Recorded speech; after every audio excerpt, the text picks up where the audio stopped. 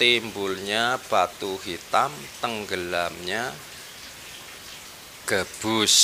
Bukan ikan gabus, gabus itu kan. Halo, assalamualaikum warahmatullahi wabarakatuh. Salam rahayu sagung dumadi.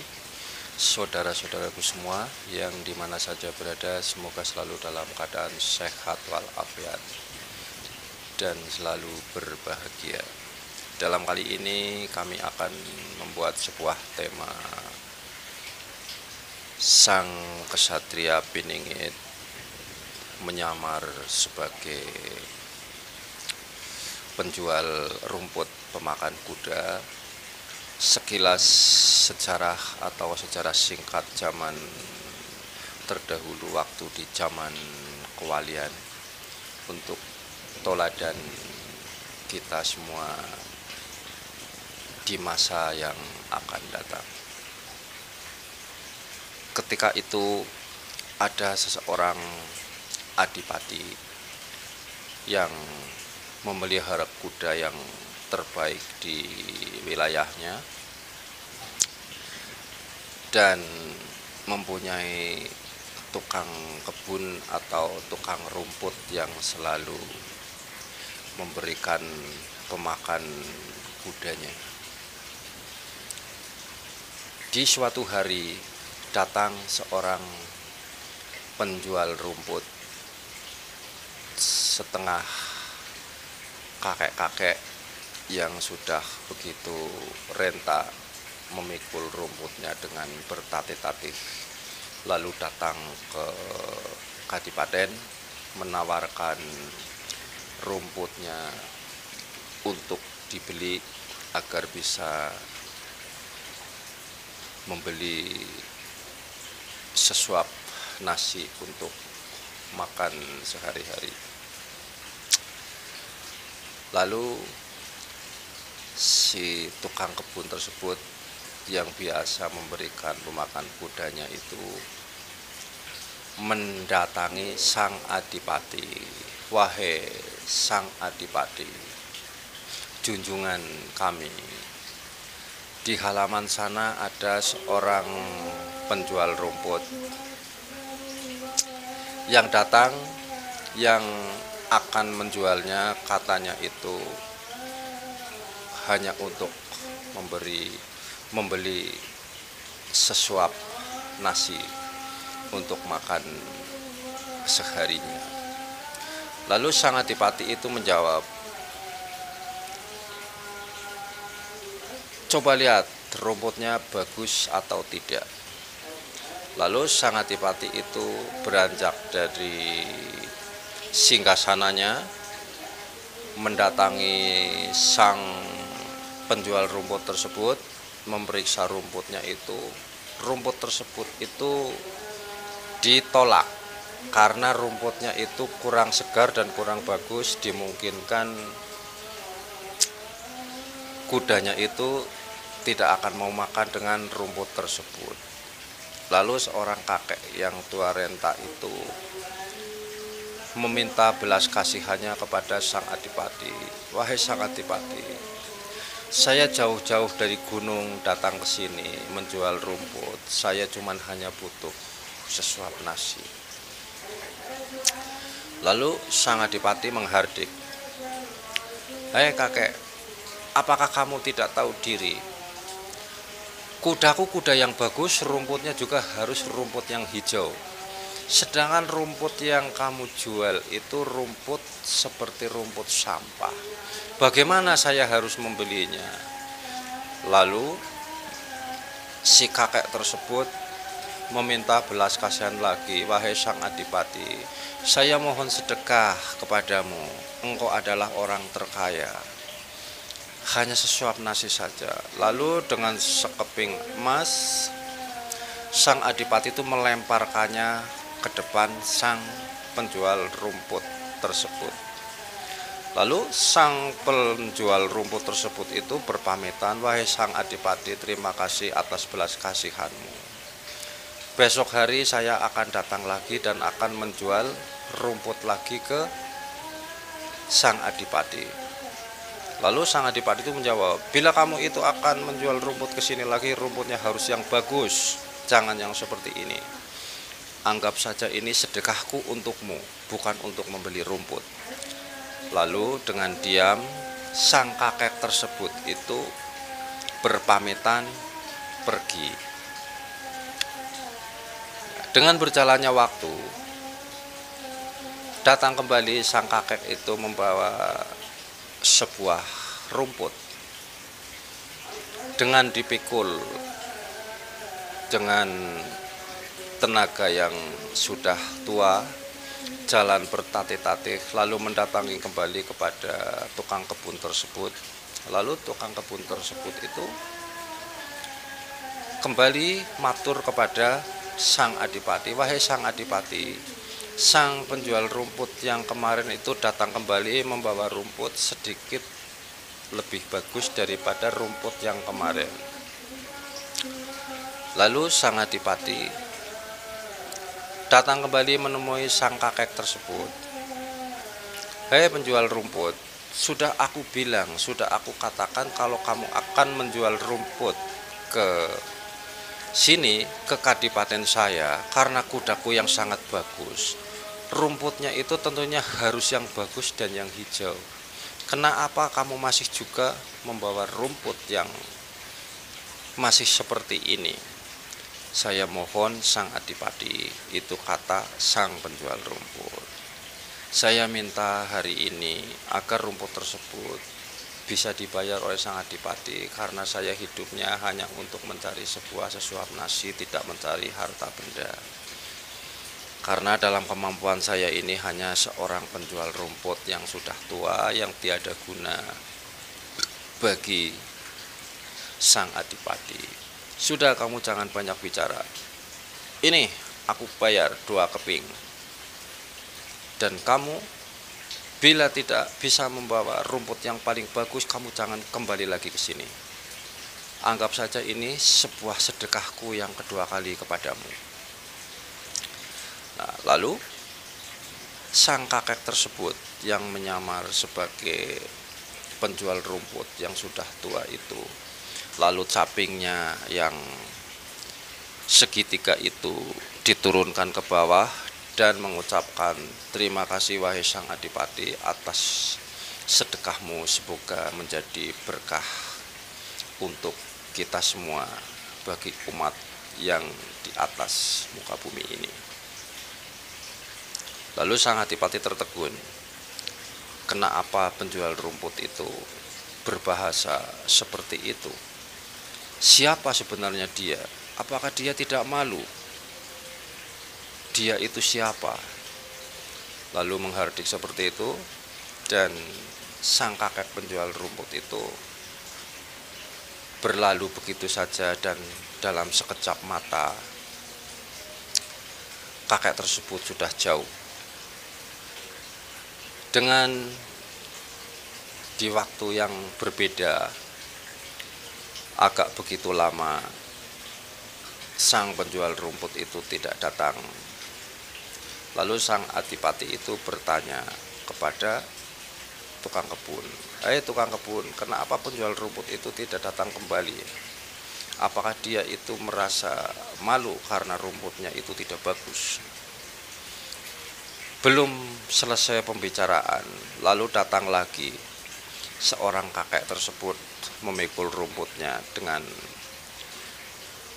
nafas yang tersengal karena usianya yang sudah begitu tua. Sebetulnya itu hanya menyamar, padahal sedang beliau itu sebetulnya masih gagah perkasa dan masih begitu muda. Lalu datang kembali membawa rumput yang enggak begitu bagus. Lalu tukang kebun tersebut itu matur lagi kepada sang adipati, wahai sang adipati, sang penjual rumput itu datang kembali ke sini akan menjual rumputnya. Lalu sang adipati menjawab, ya coba akan saya lihat, bila mana rumput itu tidak bagus tidak akan saya beli, biarkan. Lalu ditengok, ternyata rumput tersebut itu masih biasa-biasa saja, seperti yang dibawa di waktu membawa kedua kalinya ke kadipaten. Nah, setelah melihat sang adipati itu murka kepada sang kakek tersebut. Hai, sang kakek yang tidak tahu malu, sudah aku bilang kalau kamu kesini akan menjual rumput itu harus rumput yang bagus. Jangan rumput seperti ini, tidak layak kudaku memakan rumput yang seperti ini. Lalu sang kakek itu bilang, "Hei sang adipati, saya itu hanya membutuhkan sebuah sesuap nasi. Ku cari rumput yang bagus itu tidak ada. Di gunung tersebut adanya rumput yang seperti ini. Maka saya selalu membawa rumput yang seperti ini. Saya hanya minta sedekahmu saja. Tidak, untuk hari ini saya tidak akan memberikan sedekah apapun kepadamu karena kamu sudah mengecewakan aku dalam ketiga kalinya." Lalu sang kakek itu berbicara pelan, "Hai sang adipati, engkau adalah orang terkaya di kadipaten ini dan engkau adalah orang yang terhormat. Mungkin hartamu diambil sedikit untuk sedekah diberikan kepadamu tidak akan pernah habis. Kenapa engkau begitu pelit, kikir kepada sesama?" Lalu sang adipati itu marah karena merasa dirinya itu tidak dihargai, dianggap itu kikir. "Hei orang kakek yang tidak tahu diri, kenapa kamu berbicara lantang kepadaku? Engkau mengatakan aku itu kikir, sedangkan kamu itu orang miskin. Hei sang adipati yang terhormat, yang banyak hartanya, yang mungkin tidak akan pernah habis. Saya mencari rumput dalam sehari-hari hanya untuk mencari sebuah nasi. Bila mana saya itu akan mencari sebuah kekayaan, meminta kepada Yang Maha Kuasa Allah Subhanahu wa Ta'ala, hanya satu cangkul saja tanah ini saya akan mengambil menjadi emas. Cuman saya tidak menginginkan harta-harta tersebut." Lalu tambah marah sang adipati tersebut. "Hei kakek yang tidak tahu diri, lantang sekali mulut kamu. Sudah miskin jadi tukang penjual rumput, kenapa kamu itu begitu sombong? Hai sang adipati, bila engkau tidak percaya, ambillah cangkul itu." Lalu sang adipati itu menyuruh tukang kebun untuk mengambil cangkul. Setelah mengambil cangkul, cangkulnya dipegang oleh sang kakek tersebut itu. Dicangkul, begitu secangkulan ternyata di bawah tanah dalam waktu satu jengkal atau satu cangkulan itu di situ banyak emas, sehingga mata sang adipati itu terbelalak. Begitu gumam dan keheranan, ternyata kakek ini orang sakti.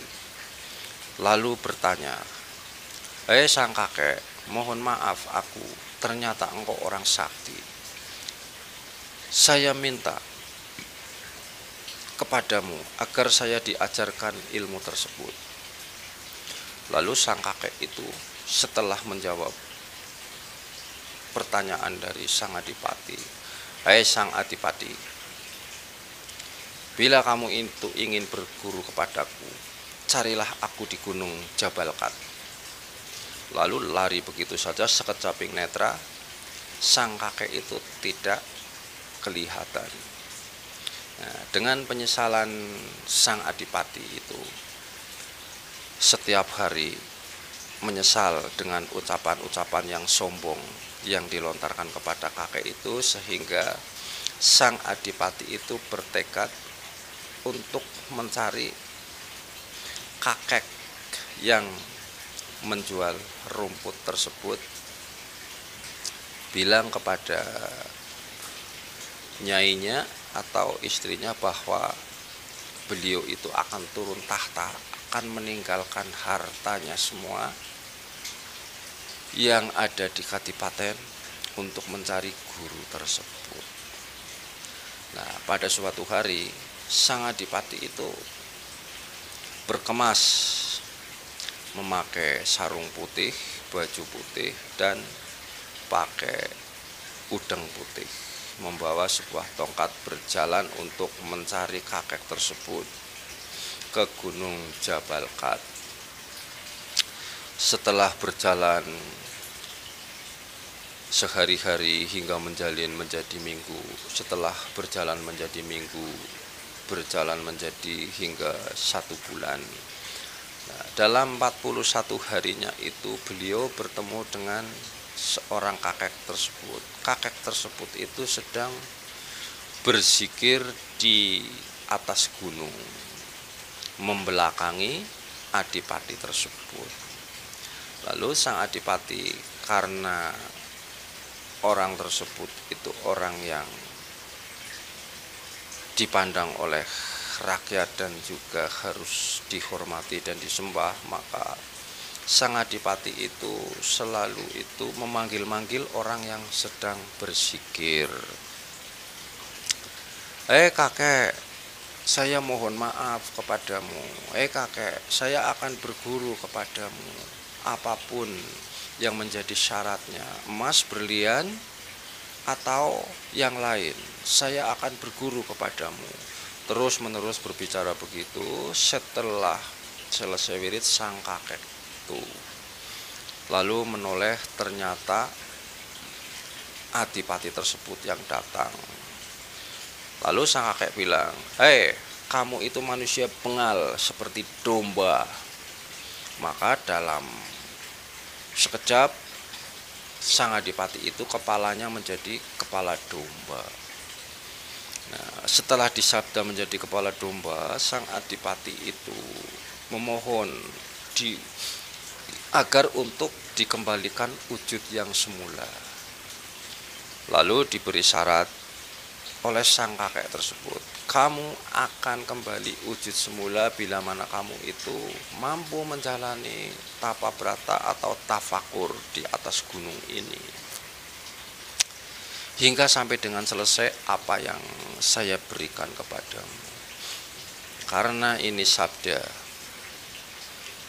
bila mana kamu itu sudah punya tekad, silahkan kamu itu memintalah kepada Yang Maha Kuasa Allah Subhanahu wa Ta'ala dengan cara tafakur di sini, agar kamu itu menjadi orang yang baik dan benar, tidak semena-mena kepada siapapun, karena gila dengan derajatmu, gila dengan pangkatmu.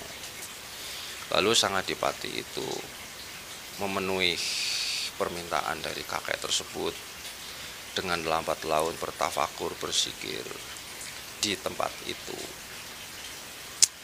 sehingga sang adipati itu kembali lagi, kepala yang menjadi domba itu kembali semula seperti biasanya, orangnya tampan dan gagah, berwibawa.